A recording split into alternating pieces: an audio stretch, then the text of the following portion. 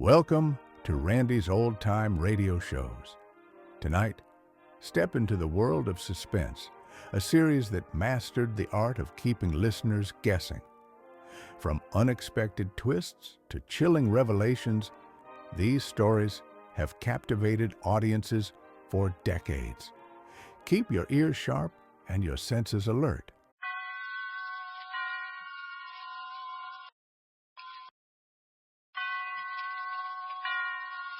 Roma Wines presents Suspense.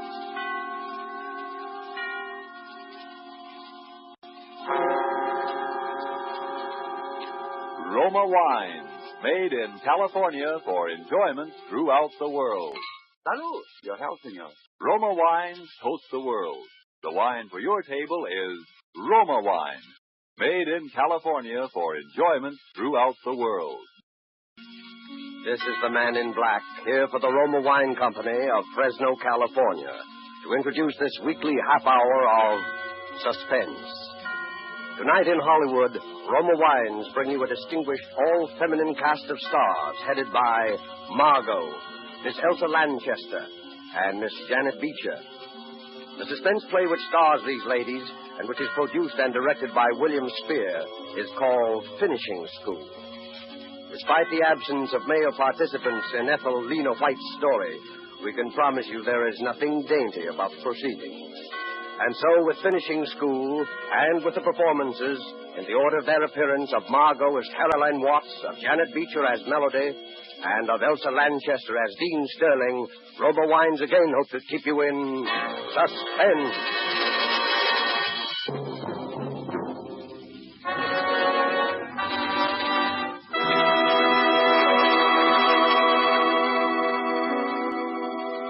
I can see them so vividly now, just as I saw them the very first time. Those high stone ivy-draped walls of Miss Nash's School for Girls. And the first person who greeted me, that amiable soul, Miss Melody. I can see her, too. It was she, in fact, who showed me into my new room and who stood there watching me a moment, smiling. This is your first teaching job, isn't it? How did you know? Well, if you've been around nothing but teachers for 30 years, you'd know, too. Let me guess now. Your subject is either French or... No, it's sport. On the nose. What's your subject, Miss Melody? Mine? Come in. Caroline Watts? Yes? I'm Miss Sterling, the dean. Welcome to the Nash School. Oh, how do you do, Miss Sterling? I've been looking forward to meeting you. Thank you. I wanted you to know about the general faculty meeting in my office at 3 this afternoon. I'll see you then. At 3 o'clock? Oh, Yes. Melody. Yes, Sterling. Miss Nash is a little concerned about the new students. You might just check up on supplies for the third floor. It's already taken care of. Oh, very well. I should answer your questions, Watts. You see, my subject is housekeeping. Oh, I didn't know. I just supposed that you were one of the teachers.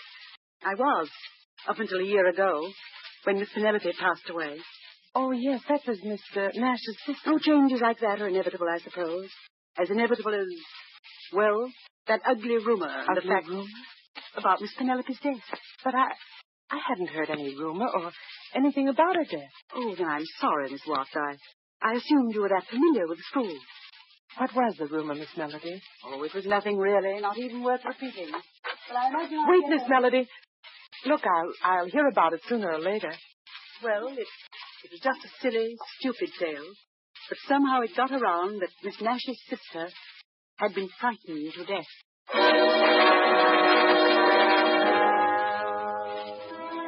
This, then, was Caroline Watts' introduction to the Nash Institution, a place which future events proved to be, with a vengeance, a finishing school.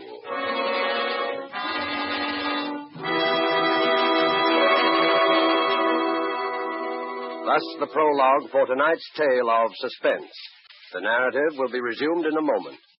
But first, let's take a little journey. We'll journey to a capital in Latin America. Here at a gay legation party on a lantern-hung terrace beside a garden pool. Listen. Everything is perfect at your wonderful party, including this exquisite wine. It is a wine that helps to bring back pleasant memories. Aye, of course I agree. It helps good friends such as us to appreciate good food, too. And this sherry has come far to add enjoyment to our legation party. It is of the famous vineyards of California in the faraway United States. See? It is the celebrated Roma wine. Yes, Roma wines are prized in other countries for the great enjoyment their superb quality affords. They are esteemed as something rare, a luxury. But you in America may enjoy Roma fine wines in all the variety of types as an inexpensive everyday delight.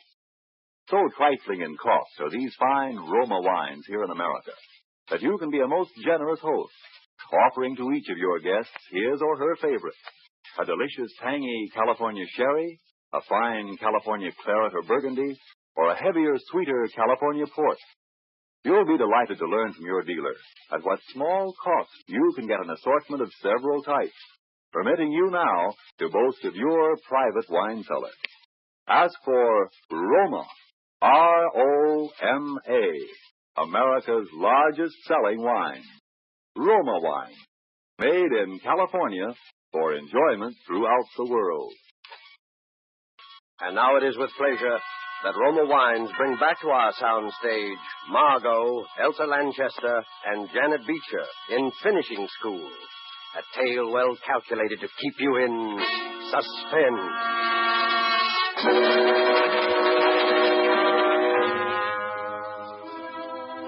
Frightened to death. Miss Nash's sister. Well, if I had known then what I know now, I would have been able to judge with real accuracy the importance of Miss Melody's remark. But the excitement of my first classes left little room for other thoughts. A week or so later, out on the athletic field, one of my students, Flora Nash, the niece of the owner, became quite ill. I sent her to the infirmary, but within 10 minutes she had returned. Miss Sterling, she said, had ordered her back. I was furious, and, well, I told her I was going to have it out with that woman. Miss Watts, wait. I know it isn't my place to say this, but please, for your own sake, don't antagonize Sterling. Oh, now, really? I tell you, I know what I'm talking about. Listen, you know Miss Melody, don't you? Of course. Miss Watts, she practically started this school with my two aunts. When Miss Penelope died, everybody thought she'd move up to take her place. But she didn't. Somehow or other, Sterling saw to it she was left with the job of housekeeper. Miss Watts, don't have any trouble with that woman. Please. Oh, all right, Flora. I'll go see Miss Nash. Oh, no. Why, Flora, Miss Nash is your own aunt. But Sterling would find out. Please, you mustn't. I never heard such nonsense in all my life. Hurry straight to bed.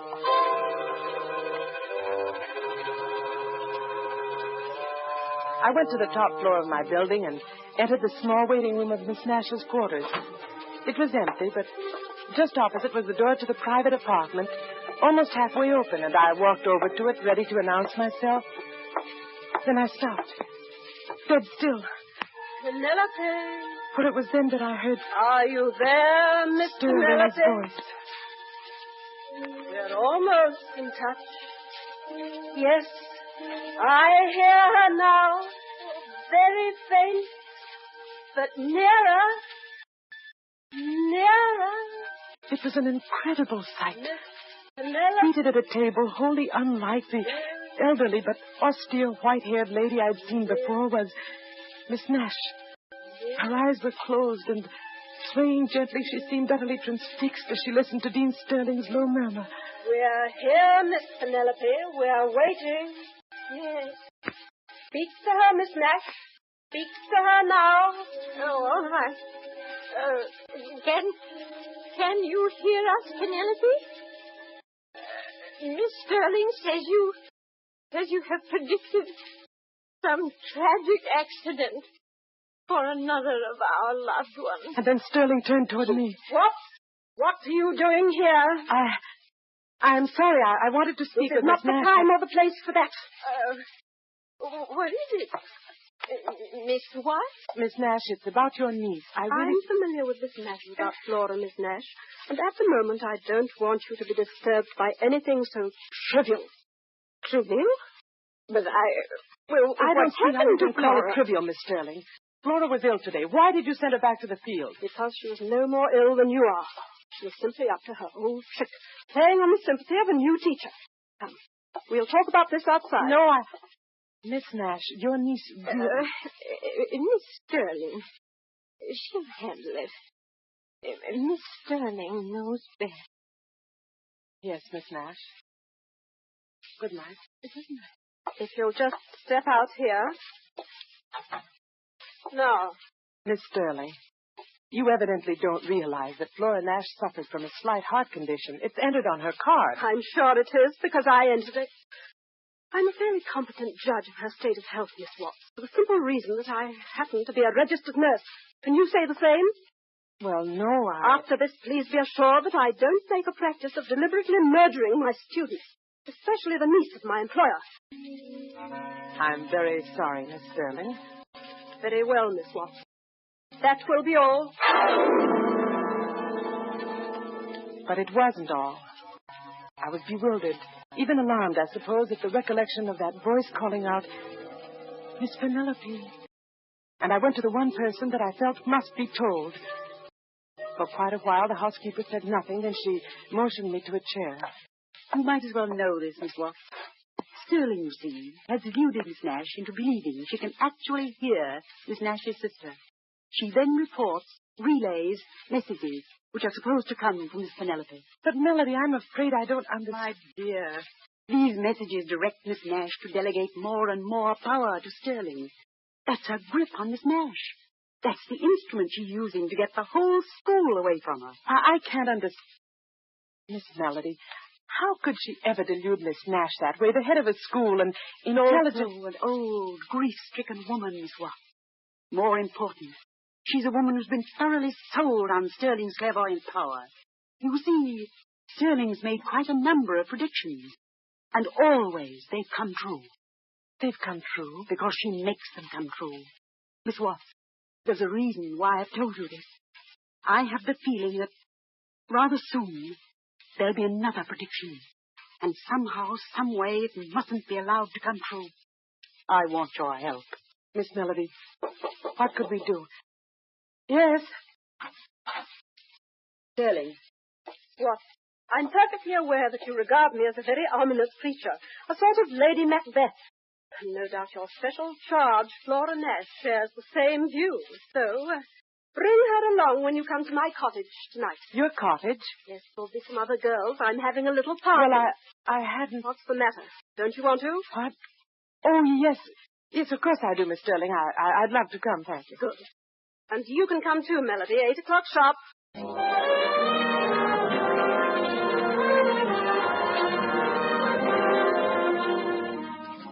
We were prompt, Flora and I, and the sharp tenseness and alertness we carried with us into that cottage vanished almost at once. To my surprise, I discovered that when Sterling chose to be, she was one of the most compellingly charming women in the world. And that night, she chose to be. Flora, since you're the one student in the whole pack of teachers, we'll make you the guest of honor. Now, what would you like to do? Gee, I don't know, Miss Sterling. Anything, I guess. Have you any ideas, Miss Watts? Well, we can always play cards. That, of course, is exactly why we shouldn't. Sterling, I got it. What? Remember last spring, that seance you gave us? Oh, no. Swell. No, I don't think so, Helen. In the first place, I haven't picked up a single new trick. Oh, that's all right. It'll all be new to Watts and Flora. Come on, give them a chance to see you demonstrate your real powers. All right, then. Oh, no, I'd rather not. Flora, you're not scared, are you? A little, maybe. Don't be. It's all in fun, like watching card tricks. Need any help in here? Oh, thank you. Yes, we'll use this large table. Come on, Flora, you stick with me. All right, Miss Watts. So presently, in a room quite dark, we ranged ourselves about a large bare table, at the very head of which sat the dean. And then, for several long moments, there was quiet, broken at last Yes. by the low drone of Sterling's voice. Yes. I hear you. Yes. Yes. But you must announce your presence. Let us know you're here. Speak louder. Louder. Your name is... Coleman. Miss Watts. Coleman. Nash. That's my great uncle. And you're trying to warn? To warn?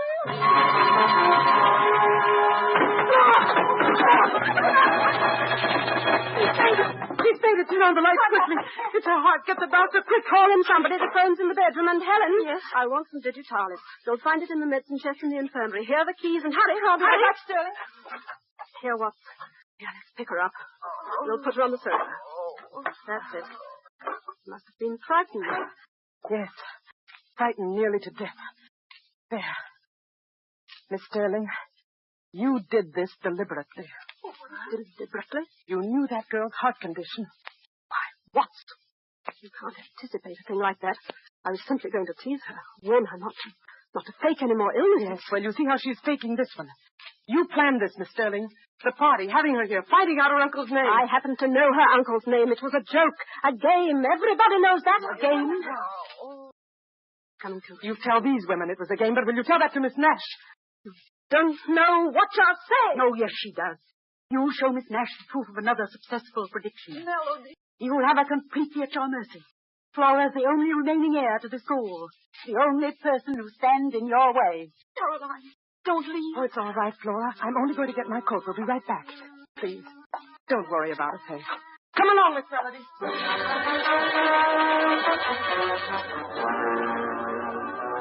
It was 5 minutes later that Melody and I crossed the campus to Sterling's cottage and found it empty. We learned that the doctor had arrived, had prescribed for Flora, and ordered her to the infirmary. Sterling alone was left in charge of the girl. That's where Melody and I found her, directly before Flora's room at the infirmary. We wasted no time. Literally, we pushed her aside and hurried into Flora. Can't you see she's asleep? The doctor gave her something to make her sleep. Is that what this is? What? This bottle on the nightstand. You can see from the label what it is. Digitalis. A heart stimulant, Miss Melody. And not, oddly enough, a deadly poison. The doctor left it here, and it's been given to Flora every 2 hours. Now, will you please be good enough to leave? Yes, I'll leave, but I shan't go far. I expect to stay very close to this girl until she's safely under someone else's care. You're completely mad, aren't you? That's an odd remark, Sterling, coming from you.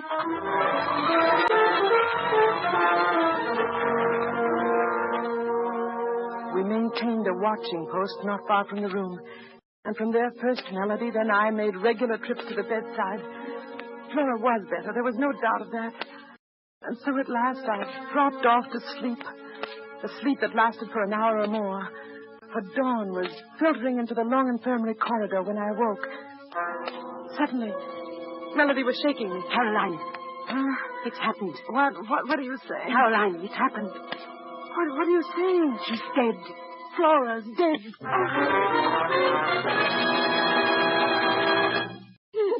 Oh, Sterling, just tell us what happened. It was only a few minutes ago. It was time for her medicine, and I went over to wake her up for it. Her heart had just stopped beating. The medicine? The digitalis, you mean? That's right, Melody. Where is it? What? Where is it? Where's the bottle of medicine? Why? Oh, why?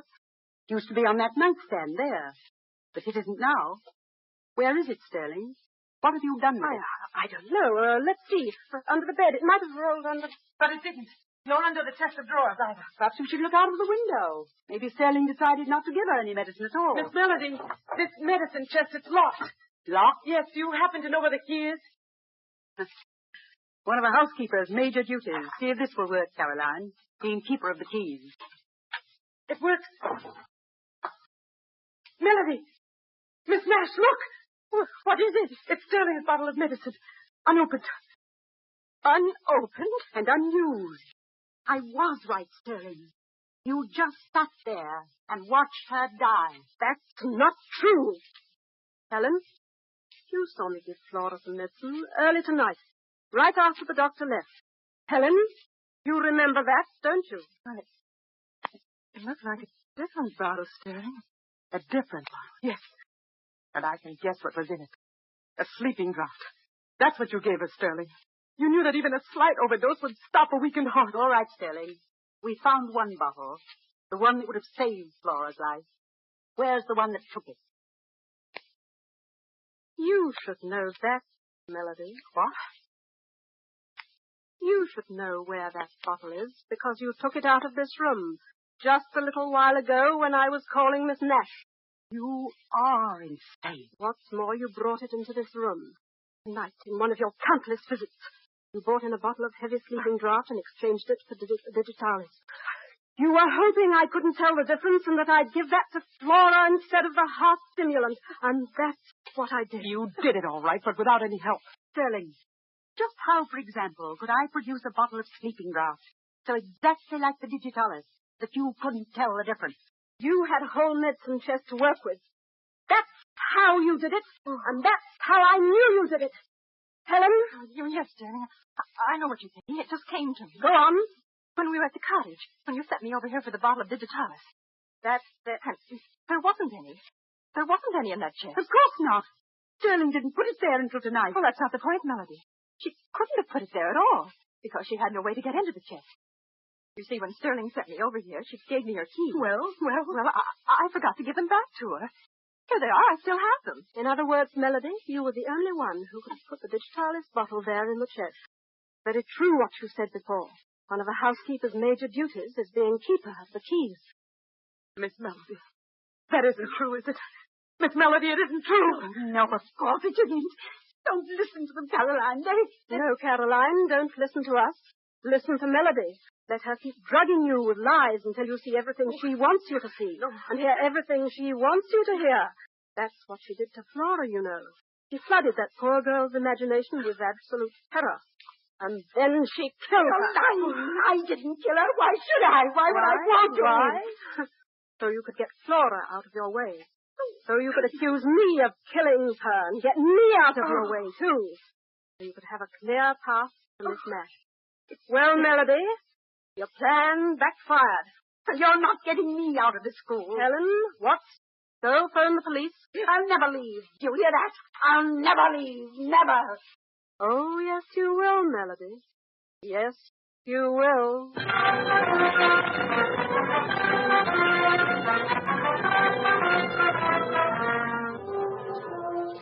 And Sterling was right, too.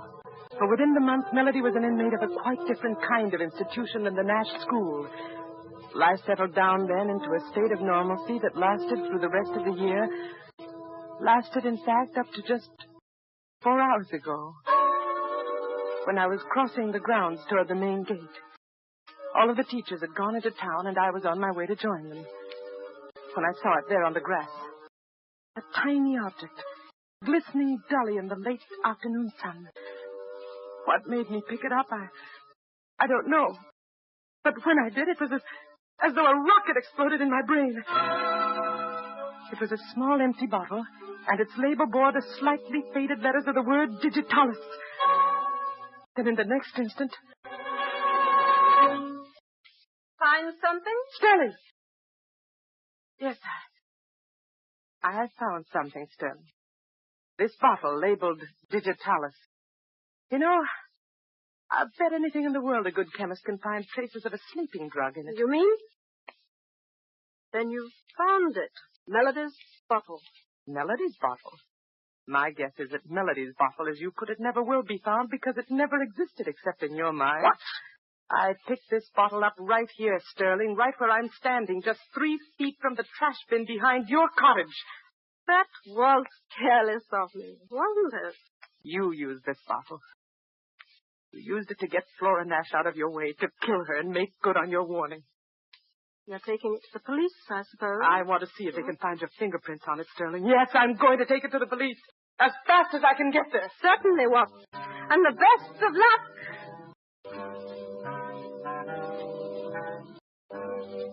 She went on inside her cottage, and I struck out across the grounds for the main gate and the road into town.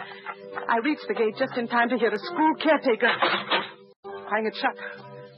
Miss Sterling, he explained, had just telephoned the order. An early closing hour.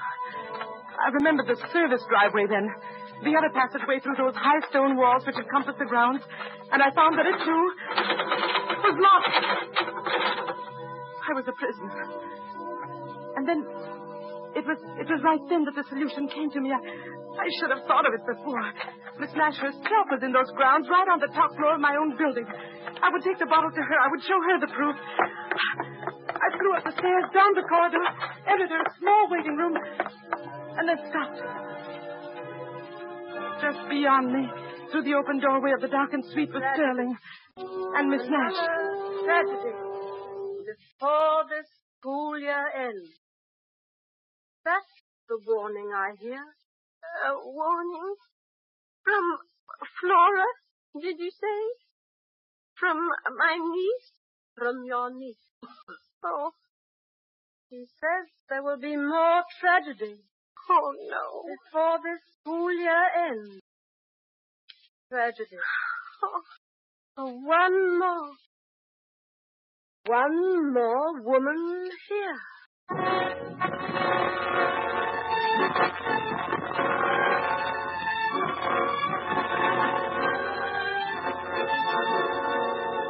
My strength left me completely then. I don't know whether I fainted or not, or how I got back to my room. But I'm here in it now. And it is just 10 minutes before midnight. 10 minutes before this school year ends. My door is locked. She has locked it from the outside. But now that door is going to open. And she's coming in. What? What are you going to do with it? This revolver. I'm going to use it to fulfill a prediction. Oh, please, don't, please. Laura made a prediction to Miss Nash tonight. No. Laura made it through me. Do you understand that? Laura made it. I heard her. I really heard her. Saying there would be one more death before the school year ends. Please. And that prediction is going to come true. Now!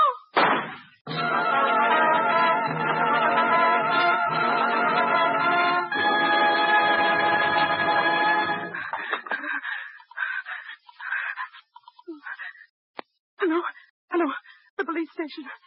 You'd better send someone over to the Nash school right away. There's been somebody's shot herself dead. And please tell Miss Melody that she'll be out soon. Tell her that Lady Macbeth is gone.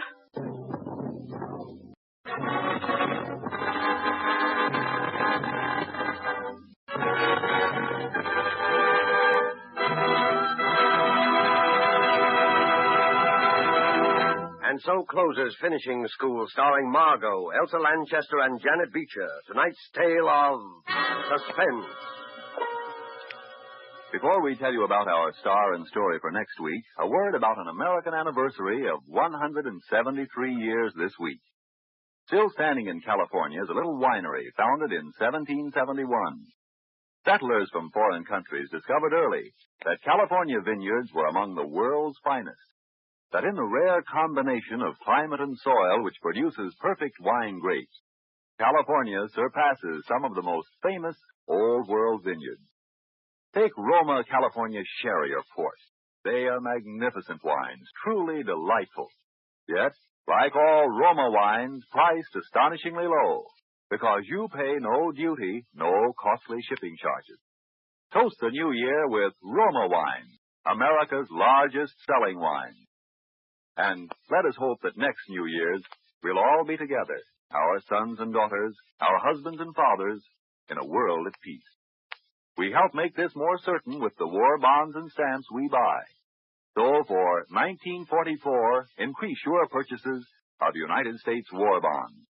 Good luck and health to you one and all from the makers of Roma wine, made in California for enjoyment throughout the world. Next week, Roma Wines take great pleasure in bringing to you, in his first radio appearance of the year, Mr. Alan Ladd. Mr. Ladd will be heard in a swift-moving action drama played against the colorful background of the Midway in an amusement park and called The One-Way Ride to Nowhere.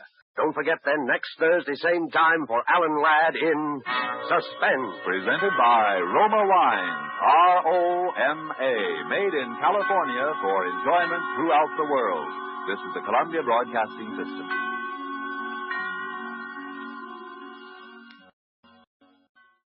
Well, folks, that's it for this episode here at Randy's Old Time Radio Shows. Before we wrap up, it's worth noting that Randy dedicates countless hours to restoring and editing every single show before it's uploaded for your listening pleasure. Our goal is to preserve these old-time radio treasures and make them sound as clear and warm as the day they were first broadcast. If you'd like to support his hard work and help keep these classic shows coming, any donation, big or small, is sincerely appreciated. You'll find donation links in the description below. Or if a QR code appears on your screen, simply point your phone's camera at it and follow the prompts. Randy sincerely thanks you in advance for helping keep these shows alive. Thanks for joining us, friends. Until next time, keep the memories warm and the stories close.